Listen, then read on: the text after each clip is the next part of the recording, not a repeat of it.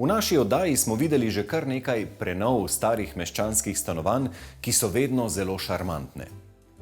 Vendar se takšnih projektov investitorji včasih tudi malo bojijo, saj velja, da so običajno polne presenečenj in praviloma ne potekajo popolnoma po načrtih. Kdor se je s tem pripravljen spopasti, pa je lahko na koncu nagrajen. Tale zvok nam hitro nakaže, da ima stanovanje kaj povedati. Osnovna dejstva. Staro mestno jedro Ljubljane. Nagrajena prenova starega meščanskega stanovanja. Minimalistična oprema, sodoben slog in izkazano spoštovanje do zgodovine. Morate priznati, da se sliši zelo obetavno. Maja, ste arhitektka, ki je zasnovala prenovo tega čudovitega stanovanja, zato ste prejeli tudi nagrado, ampak greva lepo po vrsti. Za kakšna naročnika gre v tem primeru? Ja, naročnika sta mlad par, ki sta v času nakupa stanovanja živela in delala delno v tujini, delno v Sloveniji. Stanovanje je bilo sicer ob nakupu temačno dokaj, z znižanimi stropovi, opremljeno z relativno temnimi kosi pohištva in slabo razsvetljavo. Želela bi poudariti, da me je pri snovanju inspirirala tudi njuna zgodba, ki se kaže skozi določene detajle v prostoru. Namreč menim, da je pravzaprav umetnost združitev dobrega koncepta prostora z identiteto uporabnika prostora.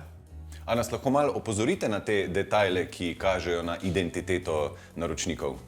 Eden izmed detajlov so zagotovo na primer omare pod galerijo, ki so v obliki oziroma bile inspirirane strani letalskih vozičkov, kot na primer tudi ograja galerijska, ki predstavlja vozni red letal. Namreč v obdobju prenove sta se naročnika, kot sem že rekla, delno nahajala v tujini in posledično veliko letela in se zadrževala na različnih letališčih.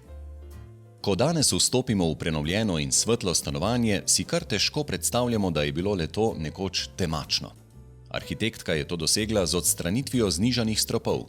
Odstranili so tudi steno, ki je stala ob vhodu in razmejevala hodnik od ostalega prostora. Namesto te je nastala omarica za čevlje, ki jo je arhitektka oblikovala kot omaž nekdanji steni. Omarico je poimenovala Building Blocks, saj na ta abstrakten način ponazarja steno, ki je razpadla na osnovne gradnike. Razkošno visoki stropi, kar 3,5 metra, so omogočili umestitev spalne galerije v dnevni prostor, kar je znatno povečalo bivalno kvadraturo. Višina stropov je zelo prav prišla tudi pri načrtovanju kuhinje, kjer so omarice dvignjene do stropa. S tem so v sicer ne prav veliki kuhinji pridobili veliko shranjevalnega prostora. Umetnost je združiti kakovostni koncept z identiteto uporabnika prostora, pove arhitektka. Za stanovanje je oblikovala številne unikatne kose pohištva. Eden od njih je betonska miza na kovinskem podnožju, ki v staromeščanski prostor, odet v snežno belino, vnese nekaj industrijskega sloga. Nagrada za notranje oblikovanje Big C, zavoda Big. Lepa stvar. Kaj vam to pomeni? Predvsem mi pomeni v bistvu potrditev stroke, da sem na pravi poti, pa vendarle mi pa seveda največ pomeni, da so naročniki zadovoljni, mi zaupajo in se dobro počutijo v prostoru. Splača se pa ustaviti tudi pri umetniških delih, ki jih vidimo vse naokrog. Dajte nam še o njih kaj povedati. Tako je, umetniška dela so integralni del celote zasnove koncepta stanovanja, ki so bila izbrana s pomočjo galerije Ravnikar. Naj omenim, da sta tukaj recimo 2 deli avtorice Maje Babič Košir, Love Lettersi nad kavčem v dnevni sobi in grafika pri jedilni mizi.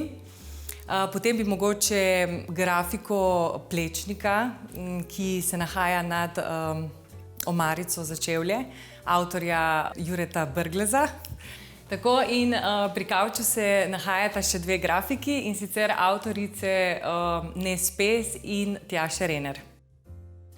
Tako umetniška dela, kakor tudi topla barva kavča in tekstura tepiha v dnevnem prostoru so izbrani skrbno in tudi z mislijo, da v prostor prinesejo barvne poudarke.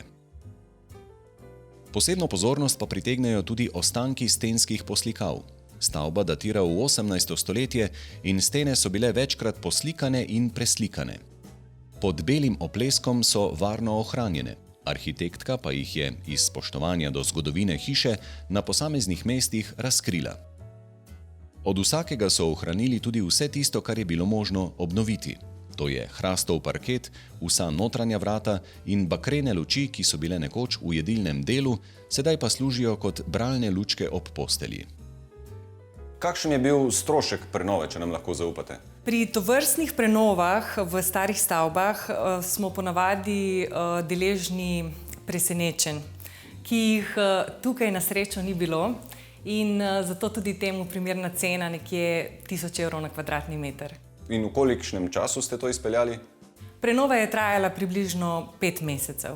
A veste kaj, kljub vsemu smo televizijska oddaja in opazil sem en detajl, in sicer ni televizije. Ja, res je. Tukaj pa je spet odraz